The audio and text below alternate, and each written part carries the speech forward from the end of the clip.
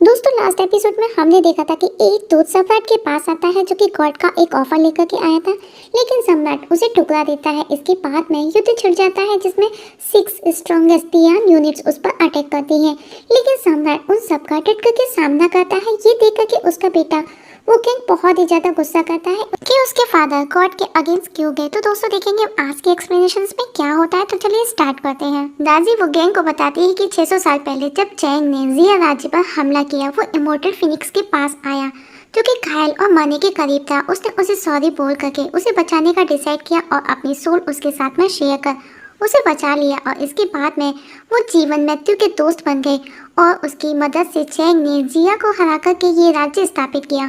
और उनके मरने के बाद में तुम्हारे फादर वो दूसरे शख्स थे जो अपनी लाइफ दूसरों के साथ में शेयर करने की इच्छा रखते थे, और वो इमोर्टल फिनिक्स तुम्हारे फादर की बॉडी में ट्रांसफर हो गया जो कि एक बीस्ट था।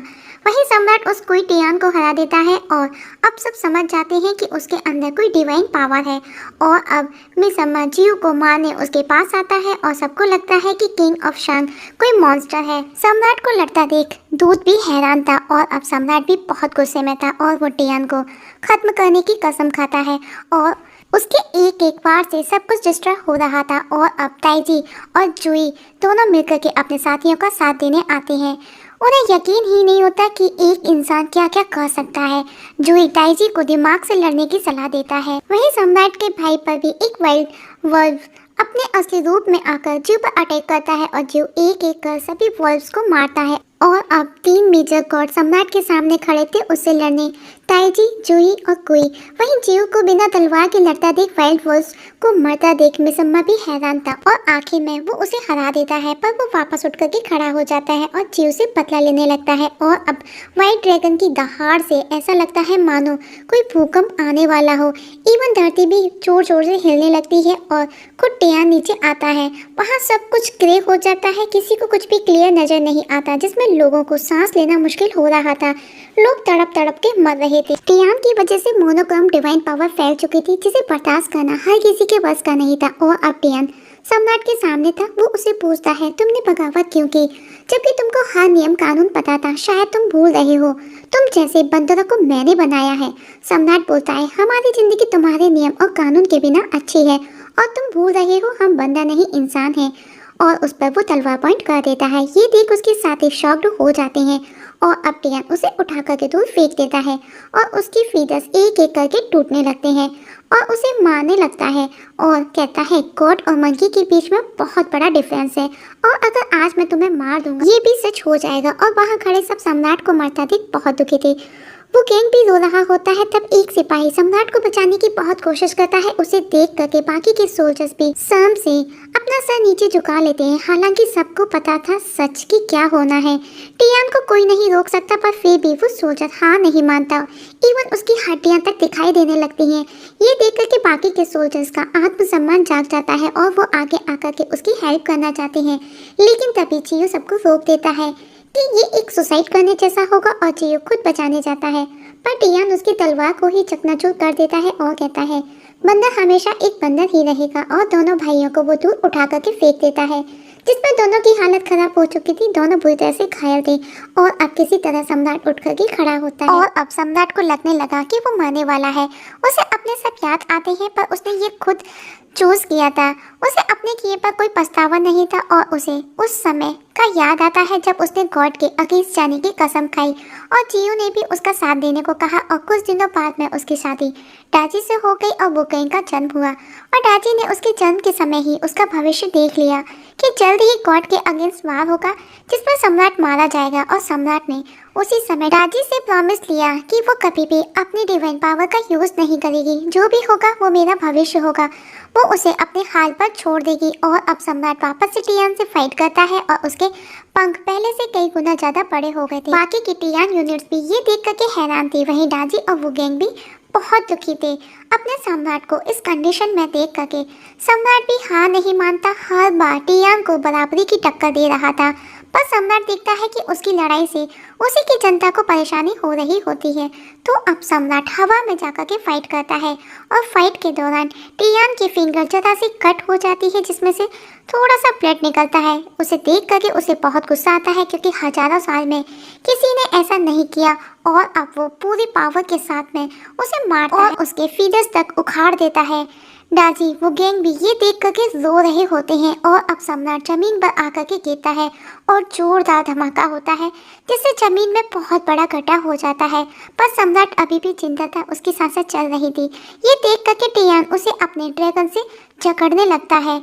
वो गैंग डाजी भी खड़े रो रहे थे, अपनी आंखों के सामने सम्राट को मरता देख बहुत दुखी थे। सोल्जर्स भी कुछ नहीं कर सकते थे, सब खड़े देख सिर्फ रो रहे होते हैं।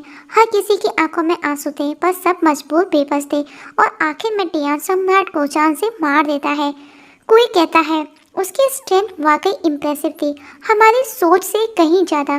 पर मैसेंजर ये देखकर के बहुत खुश होता है। टियान की जीत के बाद भी उसके यूनिट्स के चेहरे पर खुशी नहीं थी, एक महान सम्राट को हराने के बाद भी। सम्राट के मरने के बाद में उसके सोल्जर्स बुरी तरह से रोते हैं। तब वही सोल्जर्स जिसने सम्राट को बचाने की कोशिश की वो कहता है ऐसे रो करके हमको सम्राट के बलिदान को जाया नहीं करना चाहिए, हमको भी आगे बढ़ना होगा, उन्हीं के जैसे बनना होगा। और अब सब सोल्जर्स मिलकर के उनसे फाइट करते हैं, पर अब सब मीनिंगलेस था। सम्राट की डेथ के बाद में सोल्जर्स भी एक एक करके मारे गए जो के द्वारा। हालांकि टियान ने सम्राट की डेथ के बाद ही बैटल ग्राउंड छोड़ दिया था। वो गैंग भी अपने फादर के लिए बहुत दुखी था, वो बहुत रोता है क्योंकि वो लगभग जीत के करीब थे, लेकिन डाजी उसकी माँ शांत थी। तभी वो गैंग देखता है कि जो उनके राज्य के अंदर आ गया है। वो अपनी माँ को वहाँ से चलने का बोलता है, पर डाजी मना कर देती है क्योंकि राज्य के बाहर टियान है जो कि हजारों सिपाहियों के साथ अब हमारा जिंदा रहना मुश्किल है। वो गैंग उसे समझाता है बिना कोशिश किए आप ऐसे कैसे कह सकती हैं, और कहता है कि वो मरना नहीं चाहता, वो जीना चाहता है। जो आदमियों को मार करके औरतों को गुलाम बना रहा था, पर वो गैंग हार नहीं मानता और वो वहाँ से अकेला ही जाने लगता है। ये देख करके डाची जिस टावर पर खड़ी थी उसमें आग लगा देती है। वो गैंग अपनी माँ को ऐसा करने से रोकता है, पर डाजी उसे कहती है बिना डर के मौत को एक्सेप्ट करो। पर वो गैंग सर्वाइव करना चाहता था, वो जीना चाहता था, पर डाजी उसकी एक नहीं सुनती और उसे ना चाहते हुए उसे अपने हाथ से मार देती है। वो गैंग बहुत रिक्वेस्ट करता है, वो बहुत रोता है कि वो मरना नहीं चाहता, उसे जीना है, पर वो नहीं सुनती क्योंकि डाजी नहीं चाहती थी कि जो उसे टॉर्चर करे और खुद भी उस जल्दी आग में कूद जाती है। और डाजी की सिस्टर को भी पता चल जाता है कि उसने सजा के डर की वजह से सुसाइड कर लिया है। तभी हमें वापस से वो गैंग को दिखाया जाता है ठीक हमारी तरह से। उसे खुद को भी समझ नहीं आता कि वो उसका सपना है या हकीकत।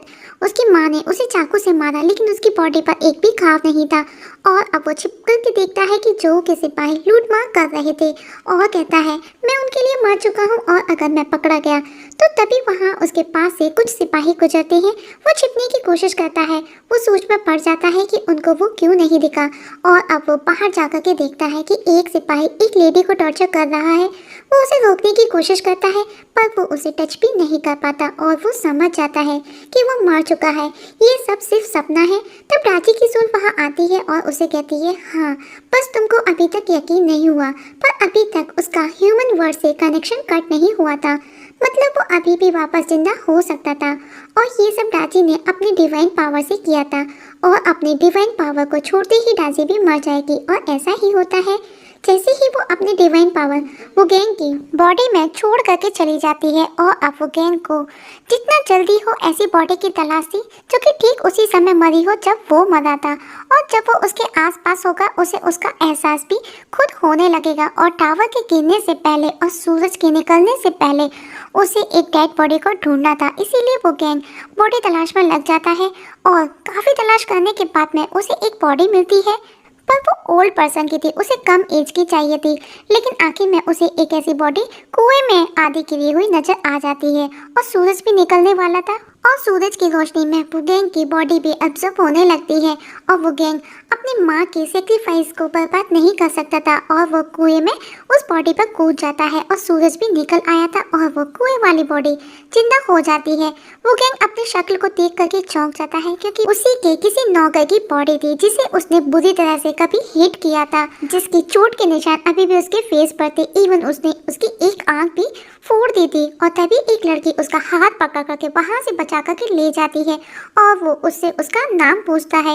ये सुन वो लड़की हैरान थी और इस जगह हमारी आज की एक्सप्लेनेशंस खत्म हो जाती है। तो दोस्तों देखेंगे नेक्स्ट एपिसोड में क्या होगा, वो गैंग की नई पहचान, कौन है वो लड़की जो वो गैंग को बचा